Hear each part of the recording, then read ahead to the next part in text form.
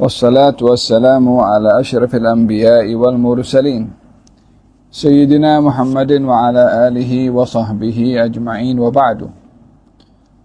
قال المؤلف الإمام النووي في كتابه الأذكار نفعنا الله به وبعلومه في الدارين آمين، إلى أن قال رضي الله عنه: باب النهي عن سب الأموات.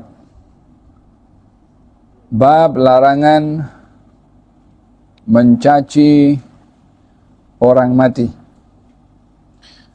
Rawaina fi sahih al-Bukhari an Aisyah radhiyallahu anha qalat qala Rasulullah sallallahu alaihi wa alihi wasallam la tasubbul amwat fa innahum qad afdaw ila ma qaddamu. Baginda Rasulullah sallallahu alaihi wasallam bersabda, kamu jangan mencaci orang-orang yang sudah wafat, karena mereka sudahlah pergi, yakni meninggalkan dunia, menuju kepada hasil perbuatan mereka. Afdau ila ma qaddamu, maksudnya menuju, pergi ke tempat apa yang ia akan terima hasil daripada perbuatannya. Mahu merujuk bahwasanya orang sudah meninggal dunia adalah momen untuk mereka memetik buah, menuai daripada amal perbuatannya. Kalau baik, baiklah pahala yang didapat dan juga pemberian serta nikmat. Kalau buruk, maka buruklah apa yang didapat. Yani bila seseorang bila sudah meninggal dunia dan sudah menerima balasannya, maka tiadalah pujian ataupun makian akan menambah atau mengurangkan apa yang didapat olehnya.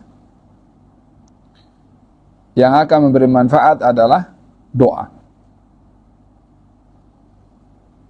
Nah, riwayat yang lain atau hikmah yang lain, larangan untuk mencaci orang sudah meninggal dunia agar supaya tidak menyakiti orang yang hidup daripada ahli keluarganya. Walaupun orang sudah meninggal dunia itu banyak melakukan dosa. Kata baginda Rasulullah SAW bersabda ketika mengingatkan kepada sahabat, akan datang kepada kamu Ikrimah bin Abi Jahal, kamu jangan caci ayahnya. Walaupun semua kenal siapa itu Abu Jahal, tetapi dilarang untuk mencaci agar supaya tidak menyakiti perasaan Ikrimah yang sedang jinak hatinya kepada Islam. Akhirnya Ikrimah pun masuk Islam. Bila ini Abu Jahal yang sudah dikenal sebagai seorang kejam dan jahat, di hadapan anaknya tidak boleh mencaci untuk menjaga perasaan orang yang hidup.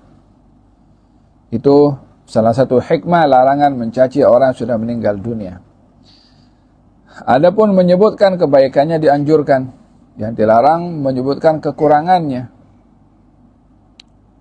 Karena menyebutkan kebaikannya akan menggembirakan kepada ahli keluarganya. Bila menyebutkan kebaikannya adalah untuk menjadi teladan kepada orang lain. Baik itu kalau meninggal ilmu, orang berilmu, orang ahli ibadah, maka disebutkan dia punya mahasin, kebaikan-kebaikan untuk jadi pengajaran. Udkuru mahasina mautakum. Ceritakanlah kebaikan-kebaikan orang meninggal dunia di antara kamu. Demikian sabda Rasulullah sallallahu alaihi wa ala alihi wasallam. Naam. Wa rawaina fi sunan Abi Dawud at-Tirmidzi bi isnadin dha'if dha'afahu at-Tirmidzi an Ibn Umar radhiyallahu anhuma qala Rasulullah sallallahu alaihi wasallam udhkuru mahasin mautakum wa kuffu an masyawihim. Baginda Rasulullah bersabda, ceritakanlah kebaikan-kebaikan orang-orang sudah meninggal dunia di antara kamu Dan jagalah lidah kamu daripada menceritakan keburukan mereka. Qultu, kata Imam Nawawi, qala al-ulama'u yahrumu sabbul mayyitil muslim alladhi laysa mu'lanan bifisqih. Katanya ulama berkata, haram mencaci orang yang meninggal dunia daripada kalangan kaum muslimin, walaupun ia melakukan dosa yang tidak terang-terang melakukan perbuatan fasiknya. Yani bila ada orang meninggal dunia di masa hidupnya tak terlepas daripada dosa, tapi dosa itu bukan dosa yang mu'lan, dosa yang terang-terang. Dia buat benda fasik terang-terang, buat benda fasik dia sendiri yang declare, dia sendiri yang bangga dengan perbuatan fasiknya. Maka yang seperti ini diceritakan tentang keburukannya untuk menjadi pengajaran kepada orang lain, bukan semata-mata untuk memburuk-burukkan. Karena orang yang sudah meninggal dunia dalam keadaan melakukan perbuatan maksiat atau buruk, sudah pun dia menerima hukumannya di barzakhnya, sehingga menyebutkan keburukan mereka tidak lagi menambahkan hukuman dari Allah, melainkan ianya menjadi i'tibar kepada orang yang hidup. Seperti firman Allah Subhanahu wa taala menceritakan tentang nasib yang yang didapat oleh Fir'aun. Katanya dihantarkan kepada Fir'aun azab, yakni di alam kuburnya pagi dan petang. Diceritakan oleh Allah Subhanahu wa taala dalam Al-Qur'anul Karim kejahatan dan juga penghinaan Allah kepada Fir'aun, walaupun Fir'aun sudah mati. Tapi diceritakan keburukannya. Apa sebab? Sebab dia declare keburukan itu. Dia sendiri yang isytihar kejahatan itu. Dia mengaku sebagai Tuhan. Dia menindas kepada orang yang lemah. Sehingga perbuatan yang kejam itu dibanggakan oleh Fir'aun. Maka yang seperti ini tidak mempunyai kehormatan untuk dilindungi marwahnya bila sudah meninggal dunia. Dengan demikian orang yang meninggal dunia dianjurkan disebutkan kebaikannya, dilarang untuk menyebutkan keburukannya, kecuali bila ada sebab-sebab sebagaimana disebutkan menjadi pengajaran kepada orang lain, ataupun ada kaitan dengan mahkamah.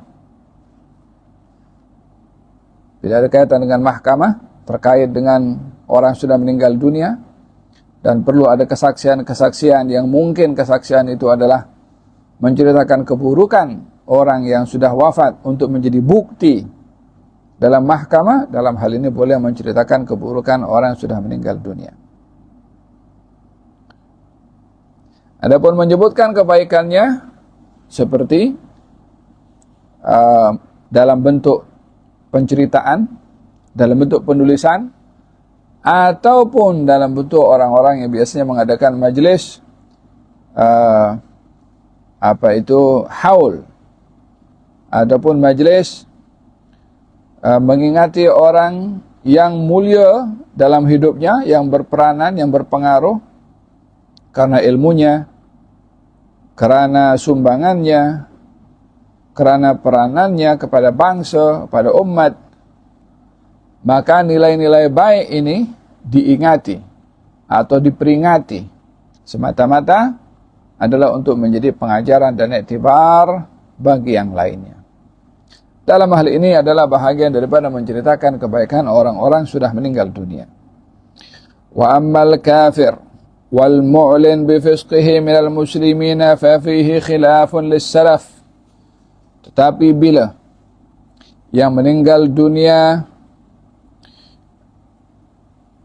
seorang kafir atau orang fasik yang terang-terang melakukan perbuatan fasiknya, seperti minum arak depan orang, atau menjadi duta kepada hal-hal yang fasik, seperti menjadi duta pada pakaian yang membuka aurat,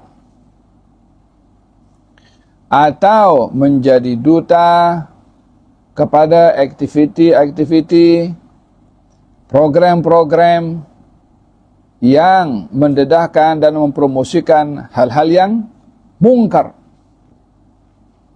Maka dalam hal ini ia dikatakan perbuatan yang fasik. Di antara orang fasik artinya orang yang mengisytiharkan hal-hal yang mungkar. Yakni dia bangga, dia promote hal yang mungkar.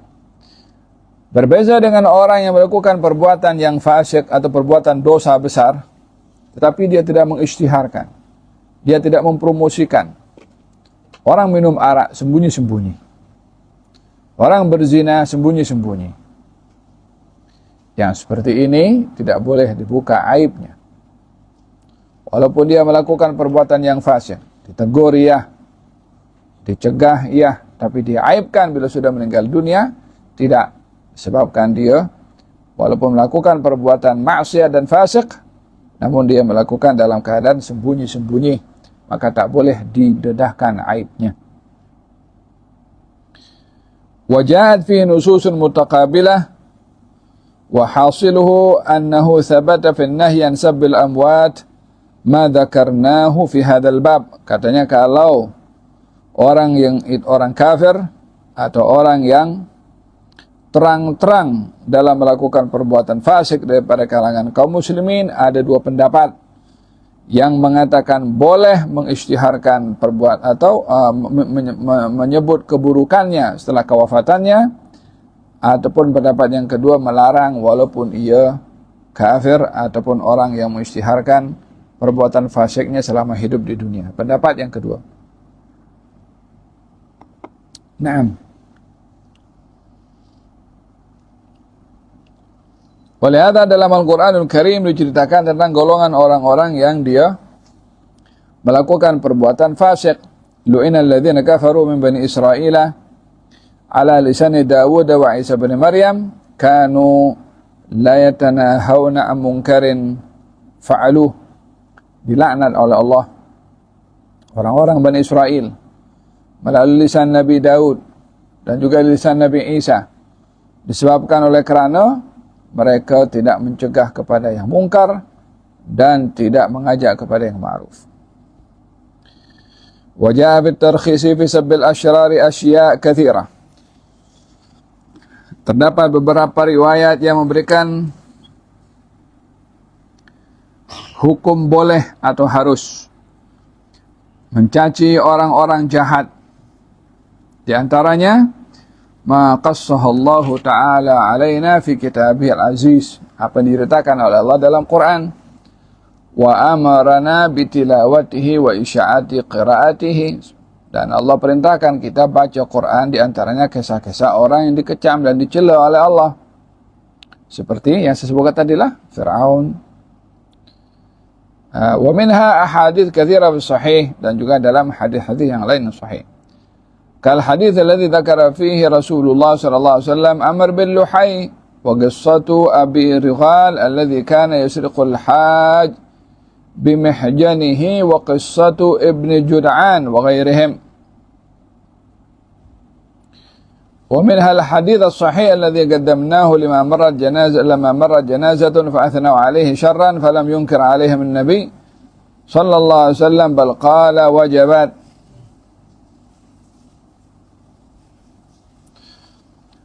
Dalam hadis yang diceritakan oleh baginda Rasulullah orang-orang yang meninggal dunia tapi dalam hidupnya melakukan perbuatan yang fasik atau perbuatan yang jahat, seperti Amr bin Luhay yang membawa berhala ke Mekah untuk disembah, termasuk Abi Righal yang mencuri harta jemaah haji dengan mihjan, yaitu dengan tongkat yang bengkok, dan juga kisah Ibn Jud'an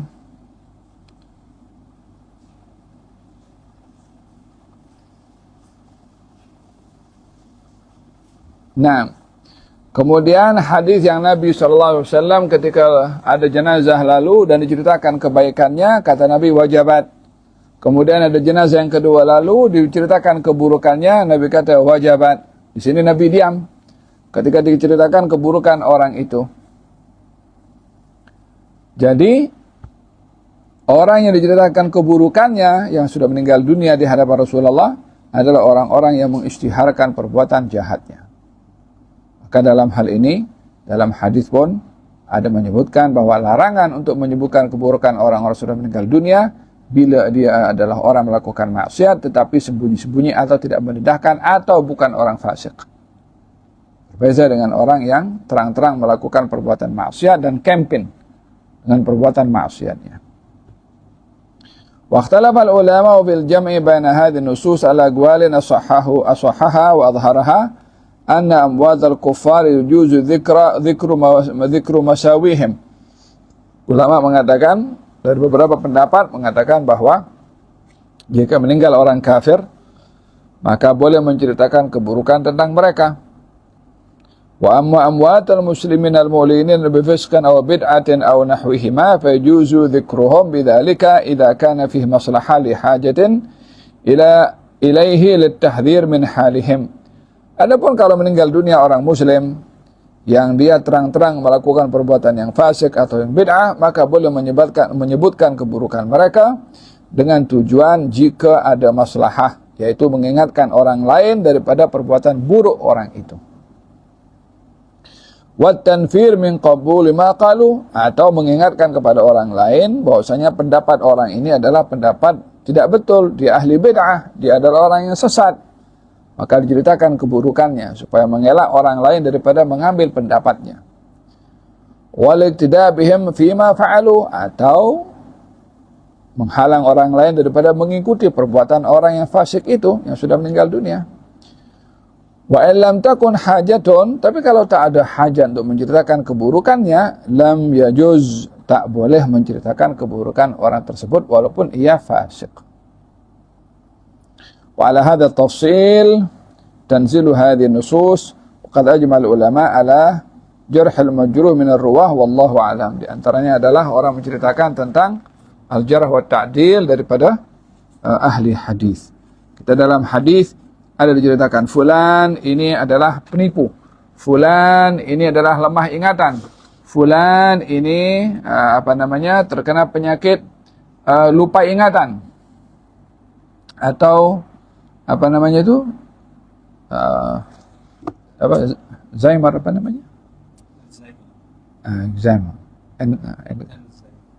Alzheimer, orang yang lupa ingatan atau nyanyuk. Semoga Allah Subhanahu wa taala lindungi kita daripada kejahatan dan maksiat, dan Allah Subhanahu wa taala berikan kepada kita sentiasa kebaikan dan akhlak yang mulia untuk diingati oleh orang yang masih hidup dan didoakan oleh mereka serta mendapatkan perhatian dari Allah Subhanahu wa taala. Amin Allahumma amin.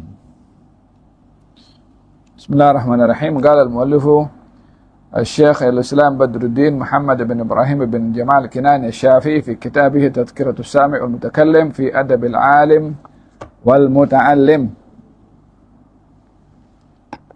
إلى أن قال رضي الله عنه الثالث. Sifat yang ketiga daripada sifat orang alim terhadap dirinya. Yang pertama, muraqabatullah, menjadikan Allah pengawas kepada dirinya dalam perbuatannya. Yang kedua, menjaga ilmu yang dipelajari. Yang ketiga, an yatakhallaqa bizuhdi fid dunya wa tagallul minha biqadri al-imkan alladhi la yadurruhu bi nafsihi aw bi iyalihi fa inna ma yuhtaju ilayhi lidzalika ala wajhi al-mu'tadil min al-qana'ati laysa yu'addu minad dunya. Seorang yang alim itu hendaklah punya sifat zuhud dan berbekal dengan yang sedikit seboleh mungkin, selagi bekal yang sedikit itu tidak memudaratkan pada dirinya atau pada keluarganya. Karena sesungguhnya apa yang diperlukan untuk seorang itu merasa cukup daripada qanaah, bila lebih maka karena sesungguhnya bila ia memerlukan dalam keperluan hidupnya sekadar yang sederhana dan mencukupi, maka ia tidak dianggap sebagai satu hal yang berlebihan pada keduniaannya.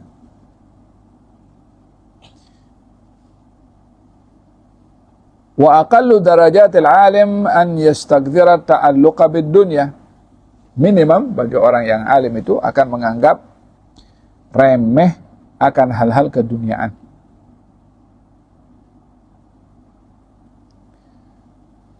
Bila berceramah dibagi sikit, bila diberi hadiah oleh orang lain hanya pen yang hanya 2 ringgit. Jika dilihat pemberian daripada orang itu bernilai dalam hatinya, wah, bila yang diberikan itu harganya murah, ala murahnya. Ada bahagian daripada membesarkan keduniaan. Faham tom?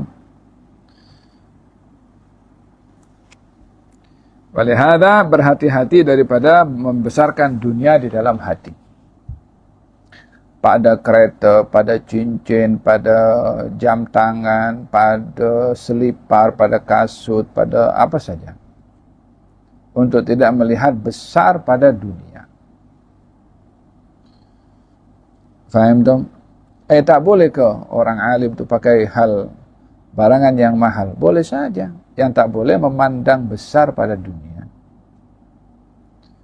Jika membeli barangan itu harganya mahal, handphonenya orang alim ini, apa namanya, yang jenamonya itu, yang S16 kan? Walhasil, bila melihat something itu ada nilai daripada hal keduniaan, maka dalam hal ini perlulah untuk sifat membesarkan kepada keduniaan itu perlu untuk diubati.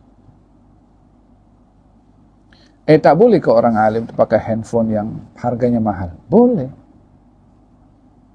Yang tak boleh membesarkan kepada keduniaan.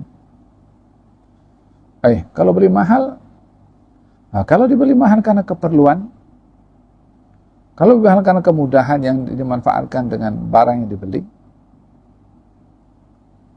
Tapi kalau saya tak mau, kalau tak mahal saya tak mau. Kalau nilainya kepada keduniaan, hatta harganya berapa ratus ringgit. Kalau itu yang atau orang yang tak boleh kita beli yang murah biar kita tawaduk. Biar orang nampak kita low profile. Riak lah itu. Dia nak orang nampak dia. Jadi pastikan bila memiliki sesuatu tidak dilihat pada aspek keduniaannya, pada masa yang sama tidak mengharapkan perhatian daripada orang lain. Jadi kan yang mengawasi dan melihat kepada kita adalah Allah Subhanahu wa taala. Li'annahu a'lamun nasi bi khissatiha wa fitnatiha, karena orang alim itu adalah orang yang seharusnya mengetahui kalau dunia ini rendah di sisi Allah. Macam mana kalau rendah? Dia tahu dunia ini rendah, tapi dia berhias-hias dengan keduniaan.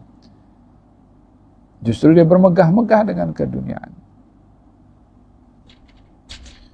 Wa sur'ati zawaliha wa kathrati ta'abiha wa nasabiha. Dia pun tahu dunia ini penuh dengan hal-hal yang susah dan yang berat. Fahuwa haqqu bi'adamil iltifati ilaiha wal ishtighali bihumumiha. Patutnya orang alim itulah yang lebih utama untuk tidak menyibukkan diri dengan keduniaan. Di antaranya adalah sarfun nadhar, mengalihkan pandangan daripada keduniaan yang ada pada kita punya kawan. Jangan tengok harta orang lain. Keretanya ke, seliparnya ke, handphonenya ke, cincinnya ke. Dan jangan mengukur orang lain dengan dirinya. Sifat zuhud ini adalah sifat ada dalam hati. Naam. Wa an Syafi'i radhiyallahu anhu law usiya ila a'galin nas surifa ila zuhad. Kalau diberi wasiat akan sesuatu untuk diberikan kepada orang yang paling berakal, maka orang paling berakal itu adalah az-zuhad, orang-orang yang zuhud. Falaita syi'ri man haqqu bil ulama'i bi ziyadatil aqli wa kamalihi. Nah, siapa lagi yang lebih utama daripada ulama sebagai orang yang paling sempurna akal fikirannya. Yakni kalau disebutkan zuhad, orang zuhud adalah mereka ulama. Apa sebabnya? Sebab mereka yang paling mengetahui tentang nilai keduniaan. Jadi tidak dilihat ke dunia orang zuhud itu orang yang pakainya kusut masai, yang pakainya itu kotor, atau yang dia nampak tak punya apa-apa. Kalau tak punya apa-apa tapi dia rakus dalam hati, bukan zuhud. Keretanya sederhana, tapi dalam hati nak punya kereta, atau dalam hati tamak punya dengan, tak merasa puas dengan apa yang ada. Tamak kepada yang nak kereta sport contoh. Nah, bila punya rasa tamak, maka dia rakus hatta pakai kereta murah second hand.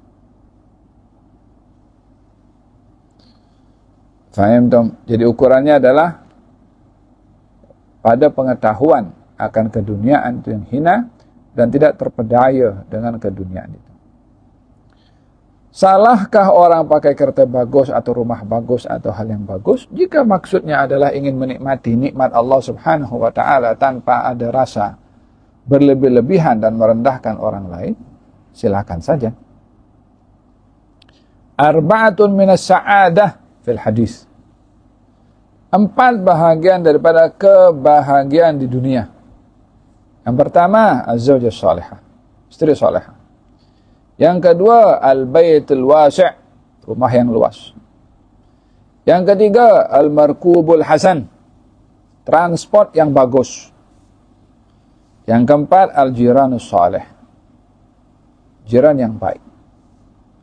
Dan 4 bahagian daripada kesengsaraan dalam hidup di dunia. Istri yang tidak salihah, jiran yang tidak baik, rumah yang sempit. Rumah sempit di sini bukan size-nya.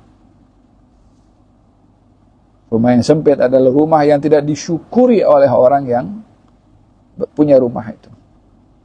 Dan juga yang terakhir adalah transport yang buruk. Buruk bukan bermakna second hand. Buruk adalah bermaksud kalau kereta itu bikin masalah atau kereta yang menyusahkan kepada tuan punya kereta. Atau transport yang menyusahkan. Tak mesti kereta, mungkin bisikal, mungkin motosikal, mungkin ada punya tren satu hari nanti. Allahu a'lam. Naam. Wa qala Yahya bin Mu'adz, "Law kanat ad-dunya tibran yafna wal akhiratu khazafan yabqa, la kana yanbaghi lil 'aqil itharu al-khazafi al-baqi 'ala at-tibri al-fani. Fa kayfa wad dunya khazaf fanin wal akhiratu tibrun baqin."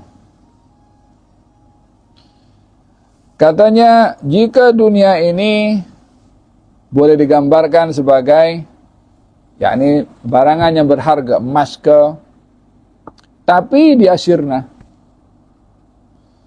Wal akhiratu, sementara akhirat ini khazaf, batu kerikil yang tak ada nilai, tapi dia kekal. Maka orang berakal akan lebih memilih kepada barang yang rendah, yang biasa, yang sederhana, yang hina, tapi dia ada berpanjangan, berbandingkan kepada barang berharga tapi dia hilang. Berharga tapi hilang. Berarti berharga tapi dia kekal. At least dia boleh nampak setiap saat. Berbandingkan yang hilang, hanya dapat sesaat, nikmat sesaat, lepas itu hilang kenikmatan tersebut, dia tak boleh manfaatkan. Itu kalau nak dibandingkan dunia dengan perumpamaan, apatah lagi akhirat yang ia umpama satu yang berharga, yang kekal. Sementara dunia ini bahagian yang hina, yang dia sirna. Sudahlah hina, dia sirna. Orang pun berebut untuk mencari yang hina dan sirna. Berbandingkan yang berharga dan kekal, yaitu akhirat.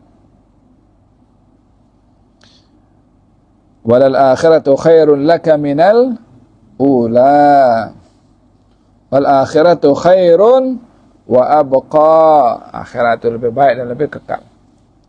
Razaqanallahu wa iyyakum ar-raghbatu fil akhirah waz-zuhda fid dunya. Amin Allahumma amin. Fatiha. Bismillah. Wa ahli bait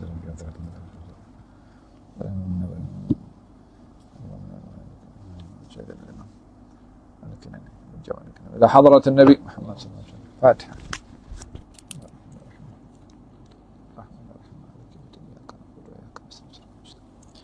صراط الذين أنعمت عليهم غير المغضوب عليهم ولا الضالين. الحمد لله رب العالمين. تقبل الله منكم.